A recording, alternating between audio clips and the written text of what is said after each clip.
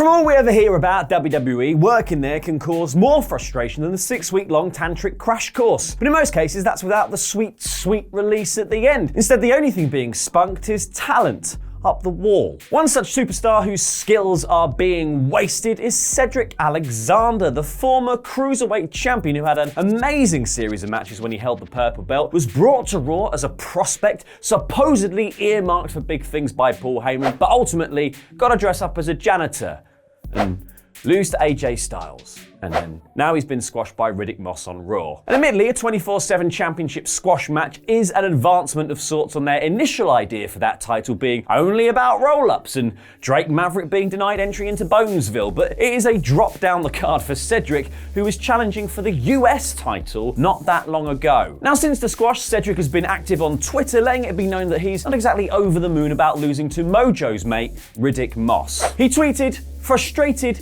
is an understatement," and this gif of Abe Simpson. Now, Cedric is also now the second member of the Moss Squash Club, joining Ricochet, who got that same exact Raw deal last week. And funnily enough, is another one of the stars who was reportedly pegged for big things in WWE, but has come up against some, should we say, odd booking choices. And of all the people on Heyman's reported big long push list, what do these two have in common?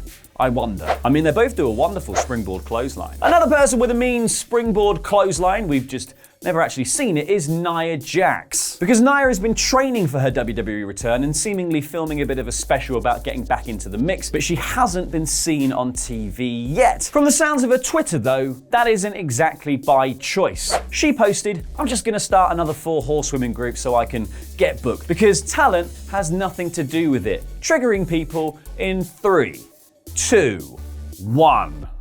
Triggered.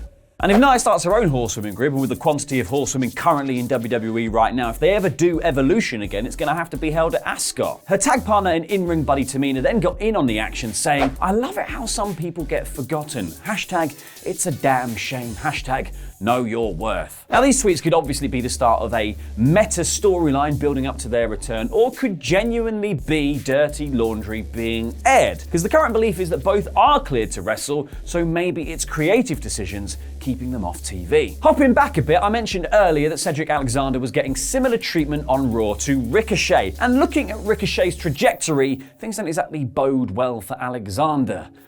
Get out while you still can, Cedric.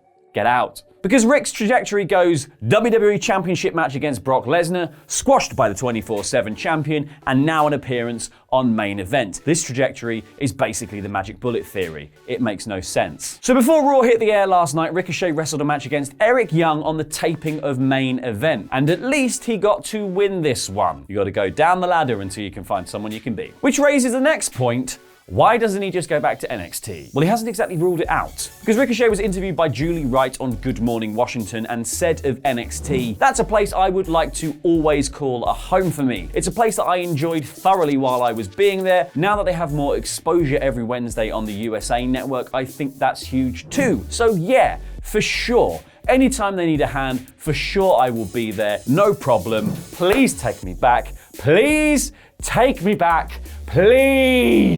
Right, almost time to hand over to Ollie for the Raw review, but before we do, I just want to let you know that our wrestling RPG series, No Rolls Barred, which is it's a bit like D&D, but with graps, has now been released as a podcast to enjoy on the go. Both episodes of the show are available on Spotify, Apple Podcasts, and wherever else you might get your podcasts from, and include exclusive content that is not on the YouTube version. This was our first Patreon goal for reaching 50 patrons, which we have absolutely smashed thanks to you guys, and we are now so close to our next target of 100 backers, after which we're going to get a real wrestler to play a character in the next series. So if you want to join those lovely people and support No Rolls Barred, there's a Patreon link in the description down below, and please do make sure to give the podcast version a listen. Now over to Ollie with the Raw review.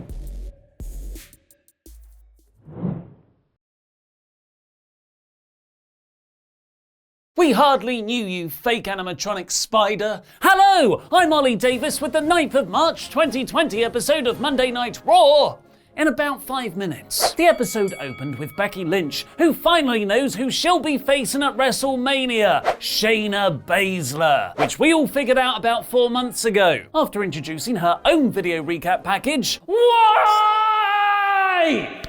There's why. Becky then cut a serious promo on Shayna, reminding Baszler she won her Raw title from her MMA friend, Ronda Rousey, and that Shayna's underestimating her, so she's going to kick her ass for it. It wasn't anything spectacular, but it did all serve the feud they're trying to build, until Lynch called Baszler a black hole of charisma. The line stuck out awkwardly. Nobody has ever accused Shayna of lacking charisma in NXT, and in her limited main roster appearances so far, she's won at Survivor Series, dominated the Royal Rumble, and eaten human flesh. Never has anyone on commentary said she lacks personality, but Vince McMahon backstage reportedly has, with the Wrestling Observer claiming he's been down on Baszler since last Monday for not having WrestleMania presence in her Raw match with Kairi Sane. Calling Shayna a charisma black hole seems like the exact sort of line McMahon weirdly feels compelled to force into his wrestlers or commentators' dialogue, despite it being completely unnecessary and potentially very damaging. Because as we've seen time and time again with start-stop pushes, if you start to tell the audience a wrestler isn't a star, they don't treat them as one. Other NXT call-up segue. Because Lucha people can only wrestle other Lucha people, Rey Mysterio took on Angel Garza next. It was a really exciting 10-minute match, but while Garza losing to Mysterio doesn't really harm him, it's Rey freaking Mysterio after all, I would be very careful about beating Angel with throwaway losses so early in his main roster run. Stone Cold Steve Austin is going to be at next week's Raw. Expect him to somehow win a title from The Fiend. Rhea Ripley got a tour around the WrestleMania stadium while talking about her life, because boy howdy isn't this so swell. Rhea's finally hitting the big time. I never thought little old me would ever get to have a Mania match. I appreciate WWE trying to flesh out Ripley's character, but I disagree with the direction. She should just be presented as a badass,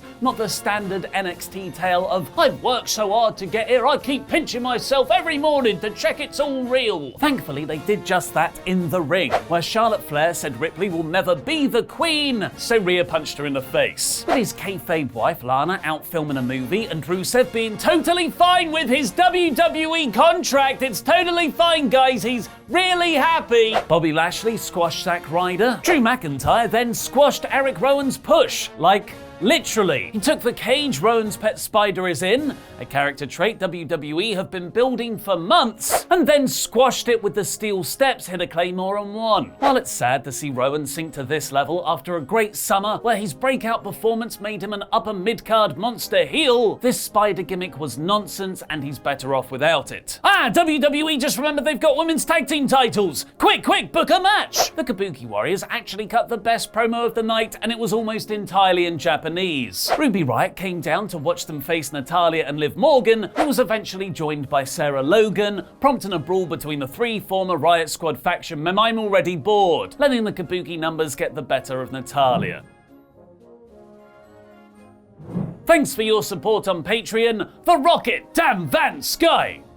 It's time for our once every 2 years Undertaker kayfabe breaking promo, and I still don't like them. Hot off the dead man leaping to his real life wife Michelle McCool's defense on Twitter last week, the Undertaker having a Twitter pains me so much, because she was left off a WWE.com gallery of the greatest ever female champions. AJ Styles cut an in-ring promo on Mark. You know, because that's his real name. And Taker's wife, Michelle. You know, because the whole Undertaker gimmick is really fake and you're dumb for believing it. This kind of approach has worked well in the past. Note CM Punk. But it has to be done with a lot of care and attention, not just as something you exploit for cheap heat. I thought AJ's delivery was good, but the material was very ill-advised. So when he blamed McCool for making Taker keep returning to the ring, which we all know is actually because of that sweet Saudi money, and said he should have retired years ago, the crowd didn't really disagree and were mostly silent. Some have speculated bringing up Undertaker's real identity could foreshadow an American badass gimmick return for WrestleMania, but I can't see that happening. The 24/7 title is now the guys Vince McMahon wants to bury division. After beating Ricochet last week, Riddick Moss squashed another former Paul Heyman guy in Cedric Alexander here. Then MVP's suddenly in the ring, announcing he's now an absolute brainiac because he can't say manager anymore, and wants Edge to be his first project. After effectively advertising Edge's return throughout the night, the rated R superstar then made a fiery Theory marched down to the ring and called out Randy Orton, who attacked him from out of nowhere. But Edge hit an RKO from more out of nowhere. Randy skulked away, leaving Edge to attack poor innocent MVP with a concerto. Wow, man, that's like the move that just injured you for over a month, dude. And MVP was only being just a bit annoying. The crowd was so into this high emotion, they chanted one more time, so Edge obliged. After all the complex subtleties in Randy's performance so far, I found this the first subpar segment in this otherwise flawless feud. Almost the entire last hour of the show was made up of Kevin Owens, Seth Rollins, etc. Raw has a fun faction war in the main event scene, but it's now several weeks past its expiration date. The matchups feel repetitive,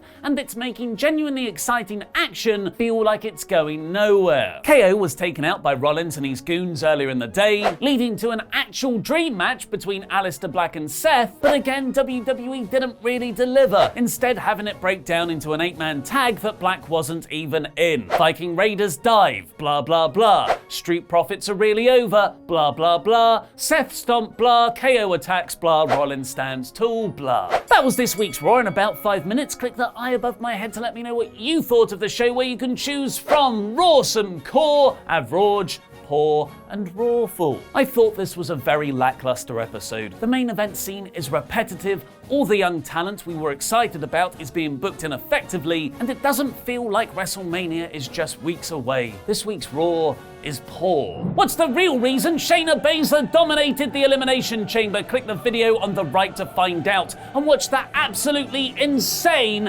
episode 2 of No Holds Barred by clicking the video below that. I've been Ollie Davis, and that was wrestling.